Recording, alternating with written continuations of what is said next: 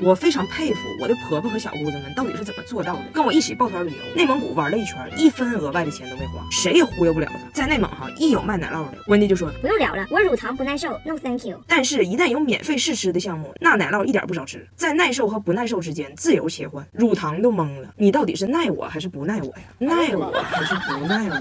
导游也懵了，这人不是乳糖不耐受，是花钱不耐受。额外的钱1分不花，包含的项目分毫不落。我们那团包含一个炸马宴，这个活动大概就是大伙都穿上蒙古族的服装，所有人都进一个超级大的蒙古包，包一顿吃蒙餐，喝马奶酒，还包看节目。温迪到这个项目的时候已经困得不行了，但坚持要盛装出席，参加蒙古大 party。人家演员上来给每个人敬一杯马奶酒，温迪立马精神了，还特意问我一嘴，都包啊？我说都包。温迪一口干了，而且给的西瓜、花卷子、花生米，咔咔炫，全光盘，还跟他女儿说多多吃，多多喝。这个屋里啥都包，所以他叫蒙古包。蒙古包啊，温迪平时是闻着点酒味都能微醺的人，今天连干4个马奶酒，真的，当时演出一度暂停啊，因为演员们都在看他。然后人家蒙古包说挑2个幸运观众上来扮演王爷和王妃，王爷呢选了大胖媳妇，所以王妃本来应该是我，但人家一看我没穿蒙古服装，说不太搭。温迪说我去，温迪选妃成功，选上之后有点紧张，跟我说我当王妃，别人是不是瞅我有点太老，以为我在这搞笑呢？搞笑呢？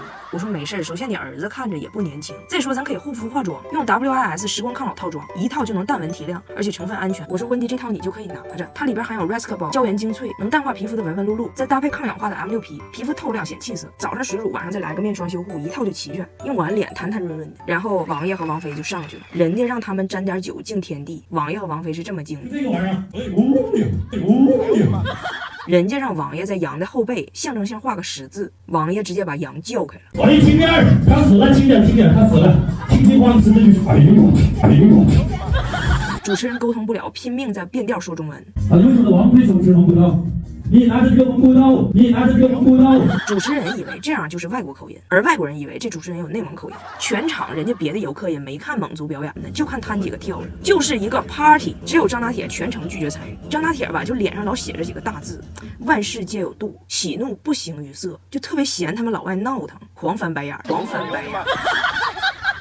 表演到最后哈，温迪都迷糊了。我说温迪，咱可以走了。温迪说这个演出是包含的项目，不能浪费。人家表演呼麦，他虽然看不懂，但就是不走。他女儿问他说：“妈呀，咱回去吧，这几个人干啥呢？”温迪说：“你要用心去听。你看我用心去听了，我就懂他们在表达什么了。文化是可以超越语言的，你可以不懂他的语言，但是你不能不懂他背后的文化。”玛丽莎说：“也没有语言呢。”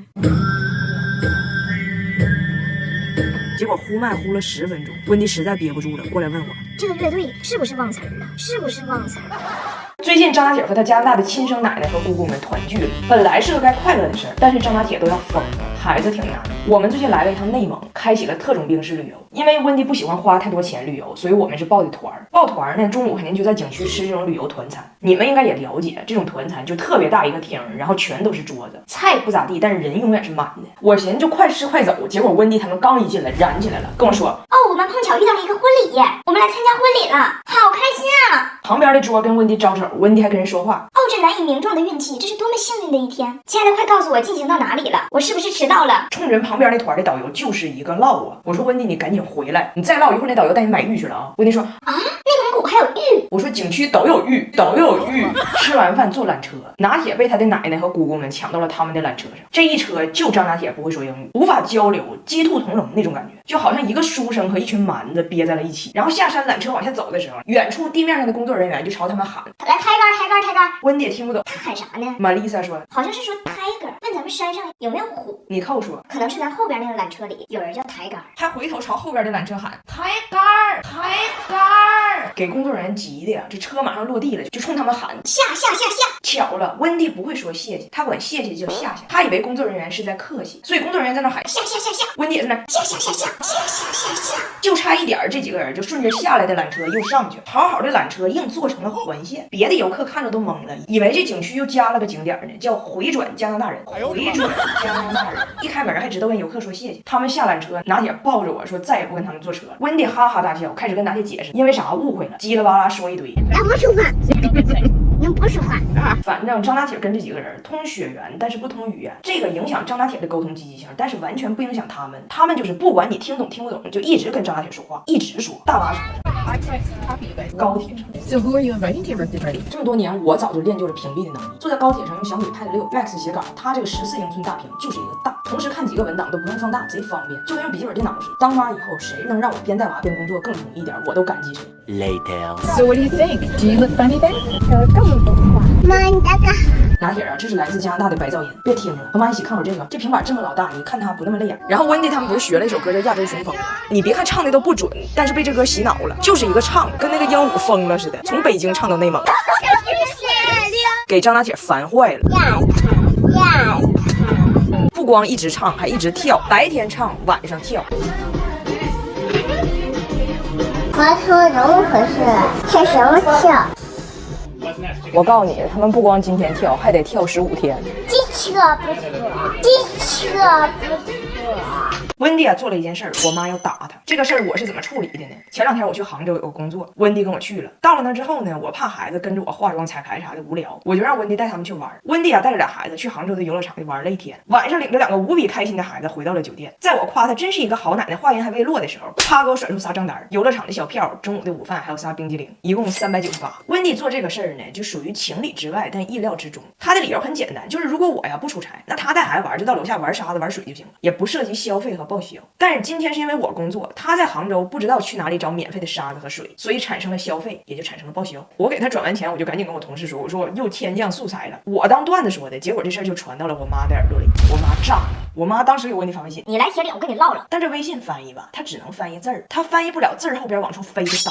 温迪看完乐呵跟我说 Jessica 邀请我去铁岭 ，Jessica 是温迪给我妈起的英文名啊，邀请我去铁岭，说要跟我聊聊天，咱们快去吧。我说那个温迪，铁岭不能去，铁岭开亚运会呢，交通管制。温迪说那为什么管制我呀？我说那个亚运会，加拿大不是亚洲，不是亚洲。我把温迪唬住了，没去。我妈自己要来，跟我说明天她要落地北京。我说那个妈别来，温迪得水痘了，传染。我妈说我得水痘，怕那玩意儿。我说呀，他那加拿大水痘，那大痘儿嘛，枫叶型的都是，枫叶型的都是。你身体不好别来了，反正我也是没有啥别的招了，我只能先做到给温迪保命，剩下他俩就爱咋咋地吧。我曾经尝试过让他俩互相理解，但是理解不了，我也不管了。我妈让我替他跟温迪传话，要教他做人，我说我不传，我一天够累的人，你有话自己跟他说。但是我妈那边在铁岭磨刀呢，人家温迪这边毫不知情。临走头一天，乐呵的又去北京小商品批发市场给自己进货去，路上还主动问我妈，问 Jessica 她应该买啥呢？我妈给温迪回微信，她往出喷刀啊。温迪跟我说，我看不懂你妈妈说啥，你帮我翻译。我说我有事儿，我说温迪你自己逛批发市场，自己跟我妈聊，不用问我意见啊，拜拜。还好这回我们开的理想 L7，我躲车里老舒服了。嗨，彩玲，嗨，能按摩还能看动画，孩子也能好好休息一会儿。给他放小猪佩奇，没问题。温迪一边逛批发市场一边跟我妈微信聊天。我妈说，我闺女欠你的。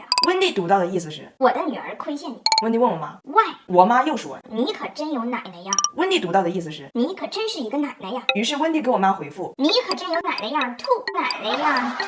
温迪拎着大麻袋买了一堆便宜小商品，还特意给我妈买了8条五颜六色的搓澡巾，跟我说，你送给你的妈妈，告诉她我很想念她，也很想念搓澡。告诉 Jessica， 搓完4面，她也可以真有奶奶样，真有奶奶样。回到车上，温迪把这一堆批发货物连搓澡巾全放车里了，幸好我们这后备箱够大，都能塞下。温迪那可放心了。到走啊，温迪也不知道我帮他躲过了一劫。在机场，温迪还挺不甘心的，跟我说，真的好遗憾没有去铁岭找 Jessica， 你同事都告诉我了，宇宙的尽头是铁岭。我说你要是去了，生命的尽头也在那，也在那。